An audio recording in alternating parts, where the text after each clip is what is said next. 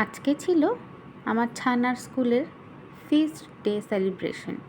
তো এই উপলক্ষে কি হেলদি টিফিন বানানো যায় সেই চিন্তায় আমার মনে হয় প্রত্যেক মায়েদেরই বাচ্চাদের কি টিফিন দেওয়া যায় রোজ রোজ পুরো ফিনিশ করে আসে, এদের পেটও ভরে কিন্তু যাতে শরীর খারাপও না হয়, প্রতিটি মায়ের মনে হয় এই চিন্তা।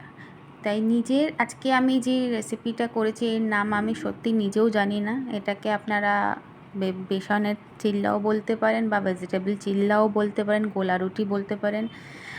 আপনারাই বলুন এর কী নাম দেওয়া যায়।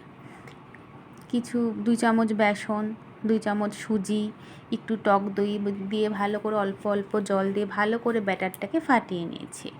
তারপর সামান্য যে ভেজিটেবলগুলো কেটে রেখেছিলাম, গাজর কুচি, ক্যাপসিকাম কুচি, একটু ধনেপাতা কুচি, পেঁয়াজ কুচি, ওটা অ্যাড করে দিয়েছি। আর সামান্য অরিগ্যানো, তার সাথে খুব সামান্য, যেহেতু আমার ছেলে ঝাল খায় না তাই খুব সামান্য চিলি ফ্লেক্স, স্বাদ মতো নুন। আপনারা চাইলে একটু চিনি দিতে পারেন বা চিনি যদি পুরোপুরি অ্যাভয়েড করতে চান তার বদলে জ্যাগরি পাউডার দিতে পারেন। তো আর হ্যাঁ, আমি একটু স্বাদ বাড়ানোর জন্য হাফ চামচ মতো চাট মশলা অ্যাড করেছি। দিয়ে কিছুক্ষণ 5 থেকে বেশি, সকালবেলা তো বেশি সময় থাকে না, সেই কারণে বেশ কিছুক্ষণ 10 মিনিটের মতো ঢাকা দিয়ে কিছুক্ষণ রেখে দিয়েছি, কারণ সুজিটা একটু ফুলে উঠবে।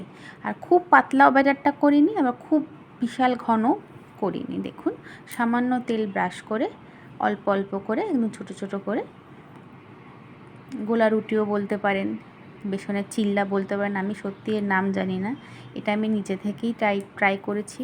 এটার ঘনত্বটা যদি একটু গাঢ় হয় তাহলে আপনারা ওই আপ্পা প্যানে টিকিয়ার আকারেও দিতে পারেন, সেটাও খুব ভালো লাগে খেতে। তো আমি এইভাবে চিল্লার মতোই করে দিয়েছি আজকে তাড়াহুড়োর সময়।